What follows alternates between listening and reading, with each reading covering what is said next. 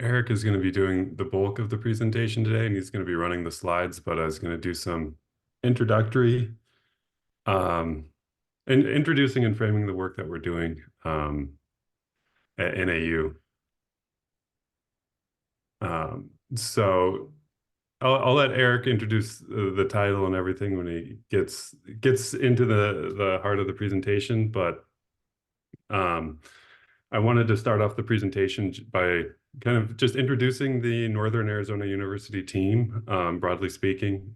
Not putting anybody on the spot, but I think Northern Arizona University. You can go to the next slide, Eric.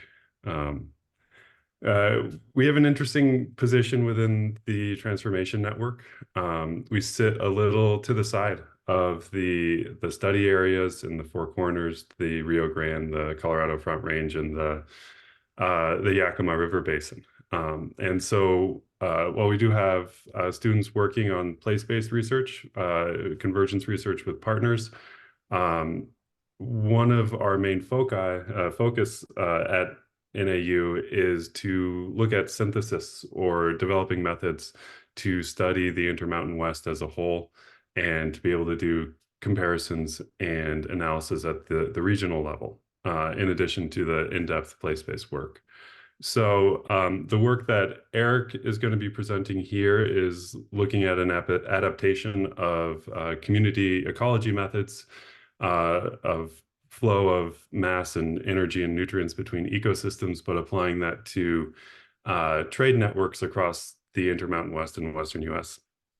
And the work that Eric has been doing for his PhD supports directly Project Charter 12, food, energy, water system asset mapping across the Intermountain West, where the long-term goal of this project charter has been to develop a comprehensive food, energy, water system asset database and map of the region. And really the work and where Eric's work plugs in here is looking at the systemic vulnerabilities created by the food, energy, water system distribution network and understanding where there could be potential resiliencies, transition to more resilient systems, and understanding where there are bottlenecks. So with that, I just wanted to preface this research that Eric's been doing, and then I'll let him take it away and from here. Awesome. Thank you, Richard. So with that introduction, if it lets me, we're going to go back. Okay. So this work is a part of is the paper that we submitted with our other collaborators in the Transformation Network for the Ecology and Society Special Edition last semester. So our work is titled Sustainability and Resilience Through Connection, the Economic Metacommunities of the Western USA. And we have our slew of collaborators, both in-house at NAU and also with Ryan McManamy at Baylor University. So local economies are not these isolated entities, but they're rather interconnected across state and national boundaries. And this interconnectedness also ties in to local communities and local economies' ability to be resilient.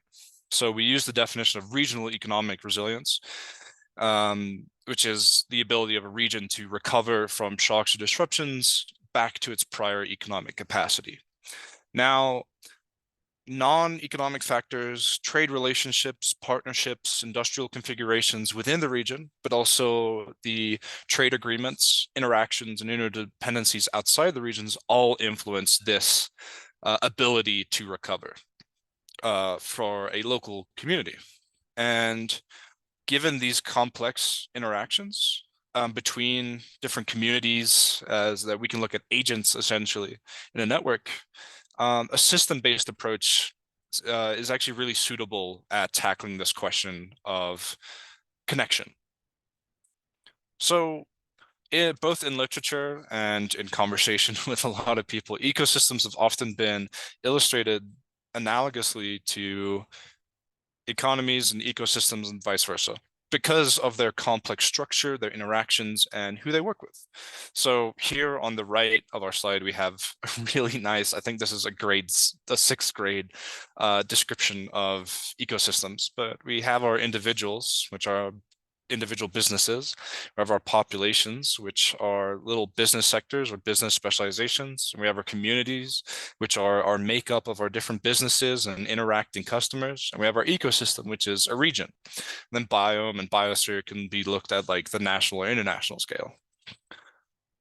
So using a socio-ecological lens where we tie in our theories and methods from ecosystems, we can really start to analyze regional economic trade networks akin to ecosystems, specifically analyzing and really diving into organization, resilience, and sustainability of these connections. And specifically within that, we're looking at community ecology as the vessel for deriving theory and methods to investigate these dynamics of connectivity and isolation within these trade networks of our local communities. And community ecology is the study of communities of multiple species within a single geographic area and their potential interactions. But specifically from community ecology, we draw upon meta-community ecology, which is a much fancier word. But this is just the investigation instead of these individual populations, as you see here in the figures, and their individual communities. We look at the interactions across communities and understanding the spatial distributions and connections and connectivity between our different local economies. And this is analogous to industry specialization. Say if one industry is specialized in timber for one community, one is specified for mining, they still interact in their supply chain network, but also it bolds for more than just industrial specialization, but also like regional differences between like rural areas and urban areas and everything in between. But specifically to metacommunity, for economic metacommunities, we're looking at the mass effect and source and sink dynamics. With mass effect just being an ecosystem term for the movement of volume of a physical item or non-physical item. Usually that would be species moving between communities. And source and sink dynamics, which is what's community is providing volume to bolster another community and vice versa, as either a source for a species or a sink for a species. And that for us is going to be different commodities flowing by community. So the data set that we're using is the Freight Analysis Framework, version 5, to study the Western US region. You can see here in the figure, this gridded area is the Intermountain West per the Transformation Network Charter.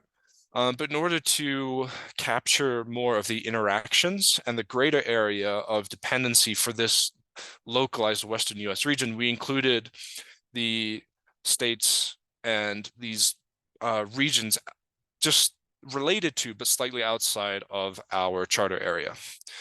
And with this defined study area, we have 25 FAF trade regions that encompass 42 unique commodity codes, and that's anything from raw products to processed goods to warehouse goods and so on and so forth. And this is specifically for the year 2017, as this is reported values rather than modeled or estimated. Now,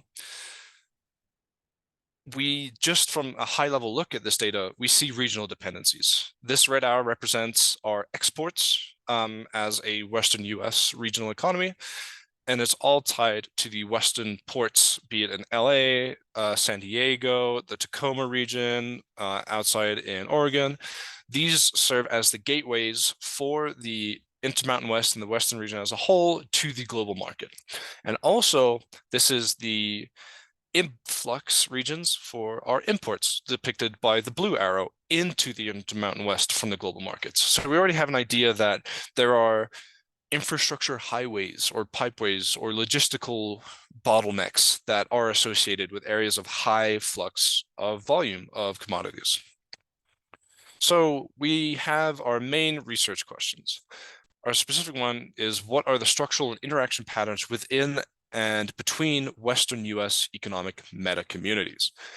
And we break this into two parts. how does the mass effect, or the volume of goods moving between our identified meta communities, organize our meta community structure within the Western US? And secondly, what commodity source and sink effects are present within these economic meta communities, as in which economic meta community is contributing more to a certain area and what is taking more from a certain area. So first of all, in order to analyze these communities, we need to identify these economic meta communities. And one discipline that does this very nicely is complexity, or specifically network science. And we use the network modularity algorithm from this discipline to delineate our economic meta communities. And all this algorithm does is it tests our intra-community connections against random alignments of different boundaries. So we see here on the figure that we have 3 groups that are interconnected in their own right, but are also tied to other groups and have formed their own clusters.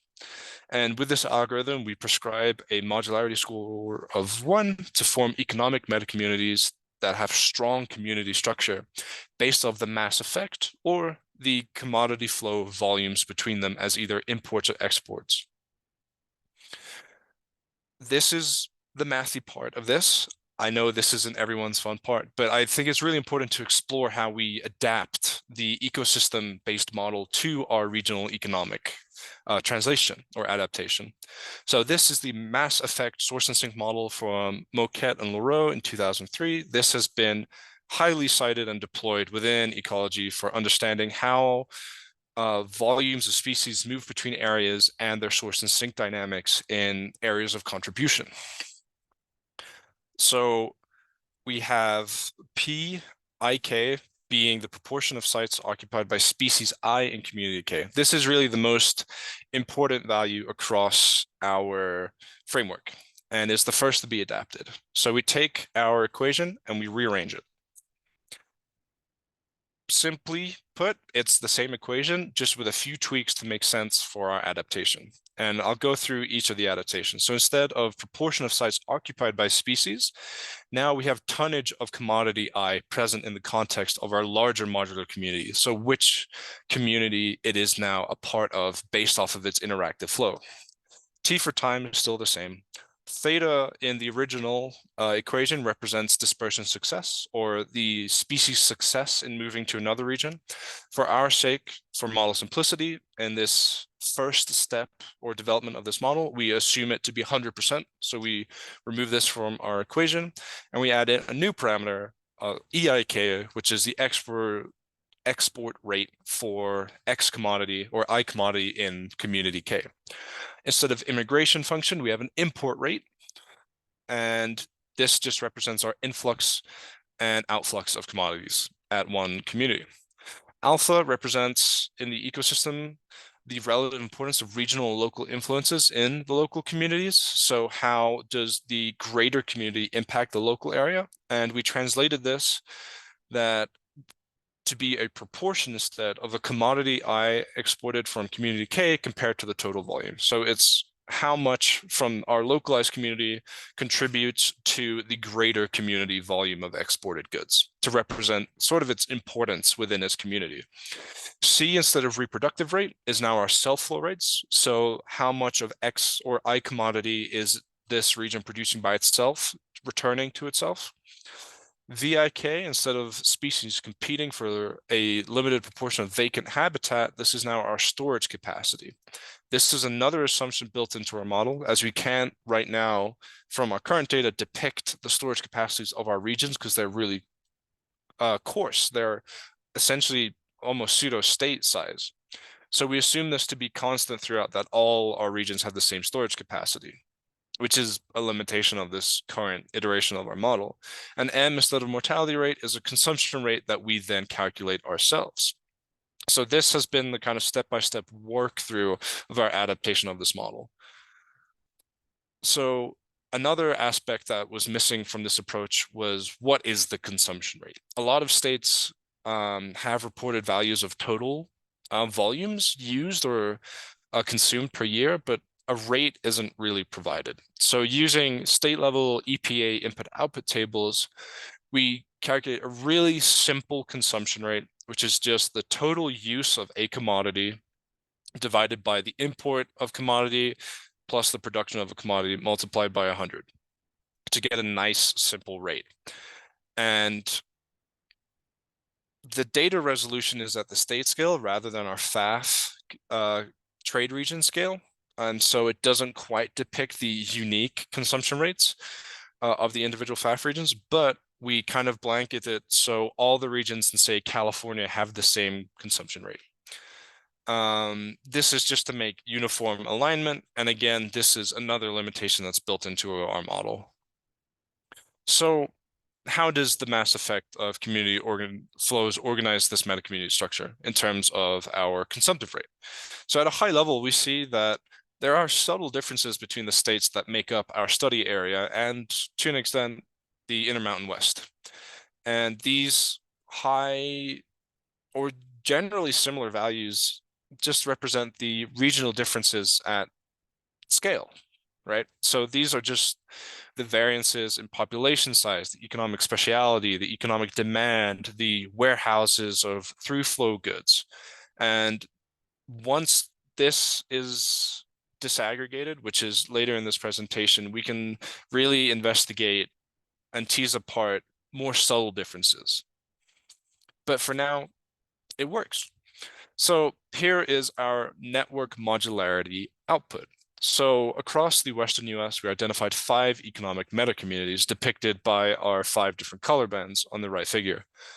And this composition of our different economic meta-communities is analogous to the meta-community ecology concept of species sorting, which is the species that interact the most form the communities tightest together. One of the big aspects of network modularity and how it identifies our economic meta-communities is it does not take in spatial proximity. This is all about the mass effect, which again is just the flow of total volume of a physical aspect, and for us, that is commodities between these regions. So we can see one of the most prevalent regions, Community 1, is the Phoenix metro area, the rest of Arizona, the rest of Utah, the entirety of Wyoming, and the rest of Oregon. This area is broken up by both metro hubs, which are distinct in their own trade regions, and the rest of state areas or entire states, as for the example of Montana and Idaho and New Mexico, just based off the data set's limitation in representing smaller urbanized areas. In Community 2, we see California is its all own trade region. This region has heavy logistical hubs in its metropolitan areas due to its port structures and its warehousing for both the export of goods within the Western US and also the import of goods to the Western US. So these are, again, all based off of the through flow volumes of commodities and highlight the importance of major logistical hubs in who we consider as an economic community. And this table now attached just shows the leading importer and exporter for each community identified. And for these meta communities, we see that almost always our lead importer is a logistical hub, and our lead exporter is mainly a rural area or a logistical hub, being movement outside of the US from a port or movement to a rural area, which is dependent for consumption or requires goods from a warehouse region. So what are the communities or commodities source and sink effects within our identified economic meta communities? So this figure on the right, green depicts source, which is an accumulation of commodities by volume, in this case tonnage, and red is a sink, where the commodity is essentially in the negative. And this represents all 42, so this is the total sum value. And from this, we can start to tease out interesting effects going on within our Western US areas. We see that almost all of our metropolitan areas in our study area are identified as source regions. And almost all of our rural areas or rest of state regions are depicted as sink areas. And we see within our chartered Intermountain West outline that the area of Salt Lake and the Las Vegas region are the only two sources in the area, which makes sense because they're both logistical hubs in terms of warehouses. All of our sources we've identified through clarification in the data and both just inference and discussion with other researchers that these are areas of mass warehouse transit, and specifically commodity code 40 and 41, which is the through flow commodities. And from the data, we see that a majority of raw categorized commodities, woods, your minerals, your agriculture products are moving from our rural classified areas into our urban areas, and which then serve as logistical distribution hubs and then are redistributed back to rural areas as then processed goods, which makes the depiction of our source and sink regions more of a dynamic interaction. And this also tells us the prioritization in terms of logistics infrastructure for resilience between our source and sink regions, and also brings up the importance of bottlenecks. But at this spatial resolution, it's kind of difficult to really understand the fine scale aspects. But as a higher level view of our work, this really allows us to start asking the questions and looking into who's working with who, what local communities within these trade regions are starting to be dependent or logistically tied to another region. So what is next? So we've developed this initial step to look into the Intermountain West and the Western US in terms of who we're trading with, who are we starting to be dependent on, what are our organizations, and who do we need to work with to become a more centralized area. We are doing this across all 42 commodities, which isn't representative of individual commodity chains or individual economies. As I mentioned, raw materials, timber, minerals, ag products, or processed goods. All of these are going to have different connections and dependencies and linkages. And also, we know that this region, while predominantly tied to the ports of the West Coast to access to the global market, isn't tied to or isn't showing its connection to the rest of the US. So what we want to do is we are now currently disaggregating our data sets down to the county scale. So instead of our state, pseudo-state trade regions, we are trying to get county areas to depict local interactions in a far better sense and get a higher resolution understanding of the structure and organization of who's working with you, what relationships do we have, and get to the question, excuse me, bottlenecks. But then expanding this out to the entirety of the US. So maybe this one community in the hinterland regions of the Colorado River Basin are tied to a county in Western Michigan or tied to a county in Southeast Texas. We don't know this right now because of this aggregation that we currently have, but we're looking to identify for individual commodities, what are our fine scale localized community interactions, and to develop bottleneck understanding of what are areas of critical importance, both logistically and for the production and sourcing and distribution of goods, and get an idea of how these counties link together and the potential cascading failure that can come if any one of these points are removed, especially counties of significant importance in, say, the meat industry based out of the Nebraska and surrounding states, or in Wyoming and West Virginia for coal, and so on and so forth. So in summary, this adapted meta-community framework and the insights that we get from it enhances our understanding of interdependent regions of the Western US.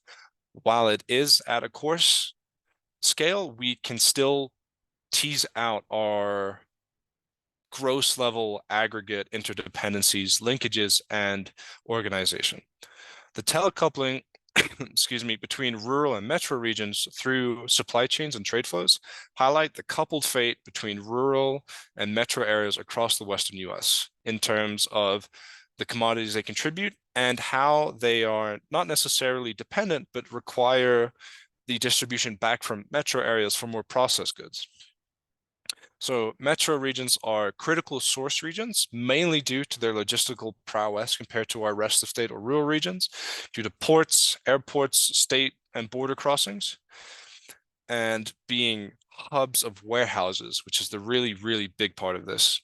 And rural subregions being the sink regions that provide our raw materials, our raw influx to our areas of processing and warehousing. So thank you very much for taking the time to listen to our work. It's been really fun to make this and tease out and really brainstorm how this can really aid the direction the TN is going in terms of localized communities in our disaggregation work. And we hope that our partners also find this interesting as we do.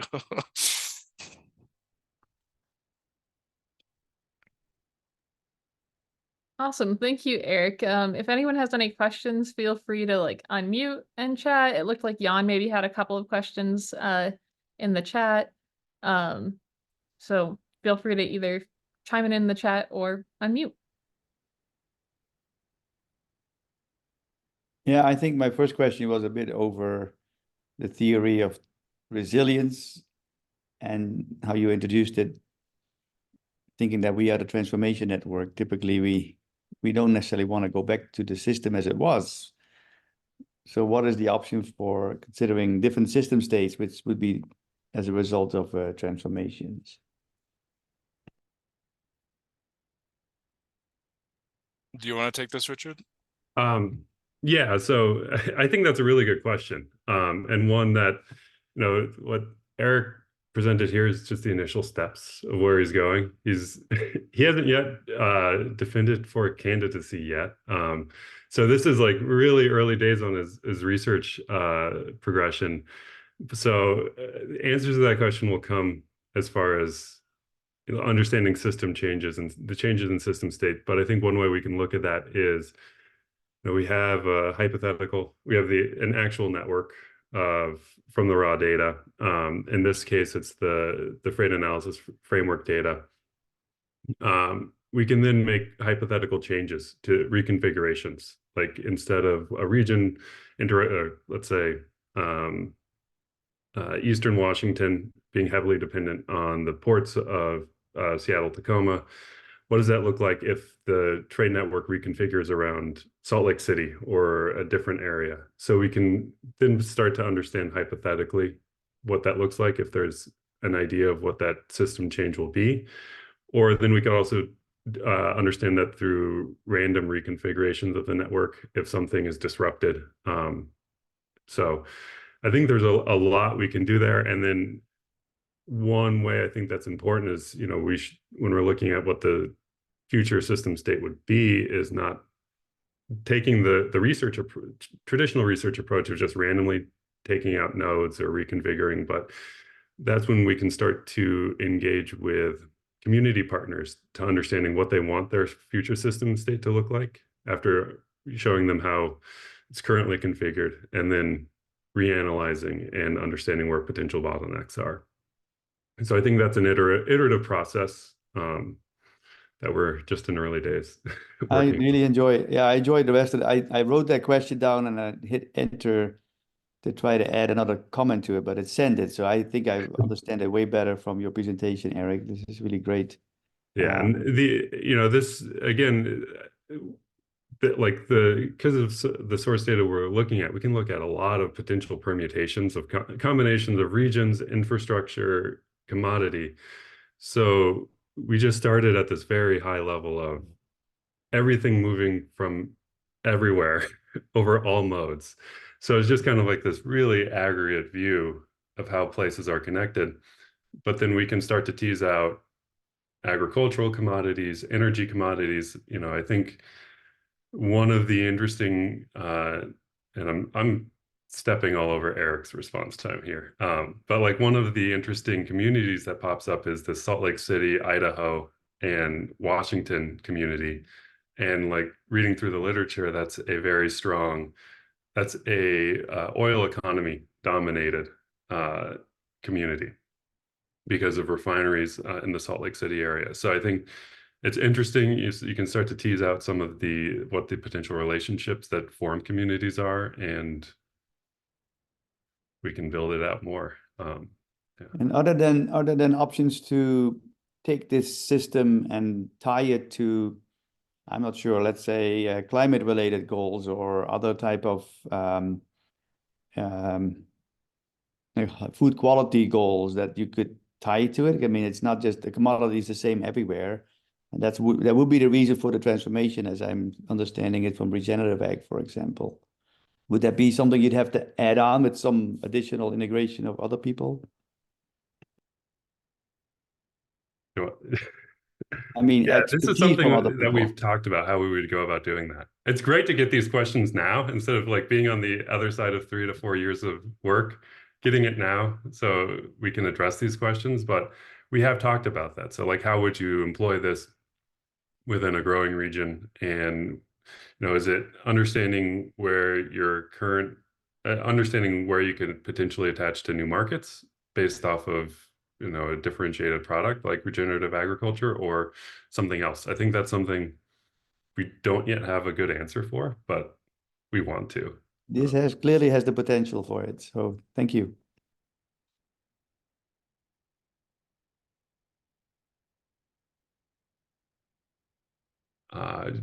Going reverse chronological order with some of the questions in the chat. I think for Julie's question, yeah, we can pull from more historic data to understand how these networks have changed over time.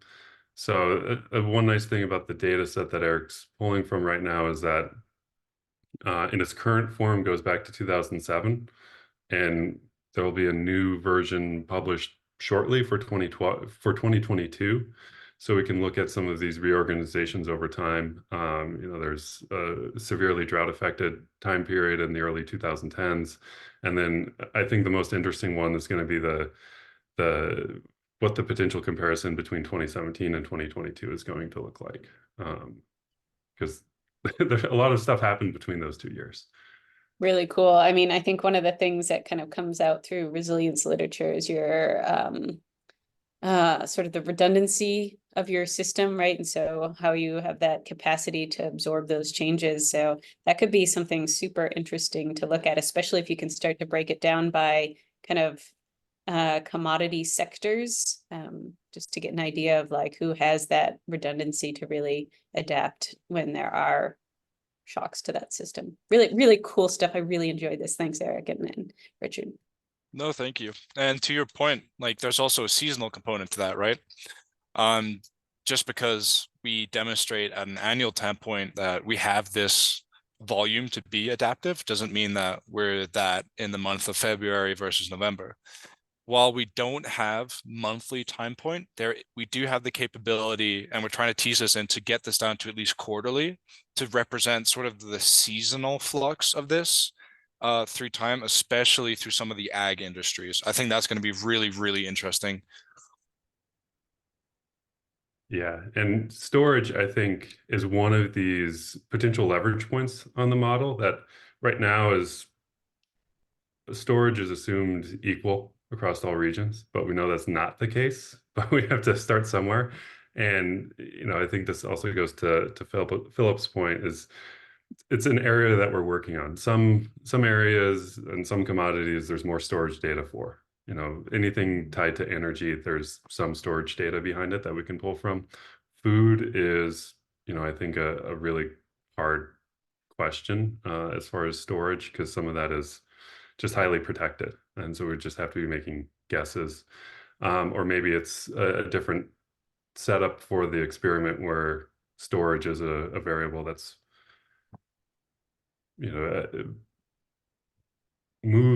changed throughout to understand its impact on the whole system.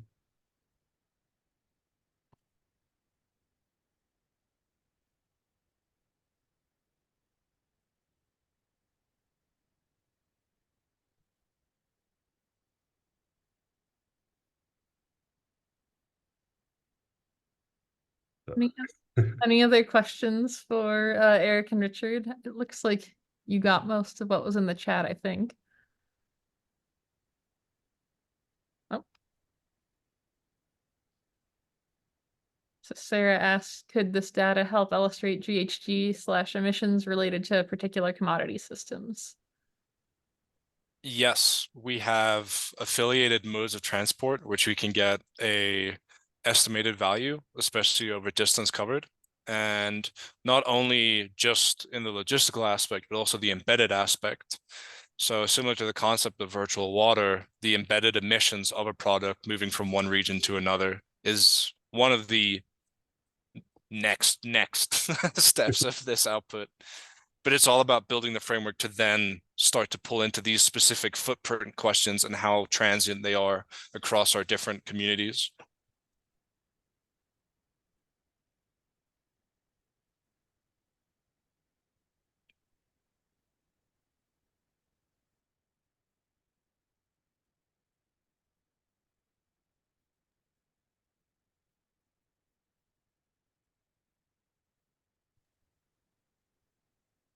Awesome. Well, I don't see any other questions popping up, but feel free to drop any in there if you have them. Thank you so much, Eric and Richard, for sharing your research. This was really, really interesting, and really enjoyed the discussion afterwards too. I'm going to go ahead and drop the schedule for the rest of the spring speaker series in the chat. We have 2 more talks coming up, one in the end of March and one in the end of April. So next month we'll be hearing from Alex Webster at UNM on her research. So be sure to mark your calendars for that, and I'll send out some more information as we get a little bit closer to that too. But yeah, I don't know if you have anything else to add, Leanne, but it was great to see you. Yeah, I would just say that we are planning on having a fall speaker series as well. So if folks have any ideas or suggestions around speakers or topics that you're interested in, we definitely want this to be driven by members of the TN as well. So please let us know if there are students or other folks that would be interested in sharing their research, or if folks have ideas for anyone to invite outside of the TN for this as well. We definitely want to start reaching out to folks to get the fall series scheduled as well. So thank you all. Cool. Thanks, everyone. Thank you again, Eric and Richard. Have a good rest of your Wednesday, everyone. Thank you all for your time and questions. I really appreciate the questions. Thank you.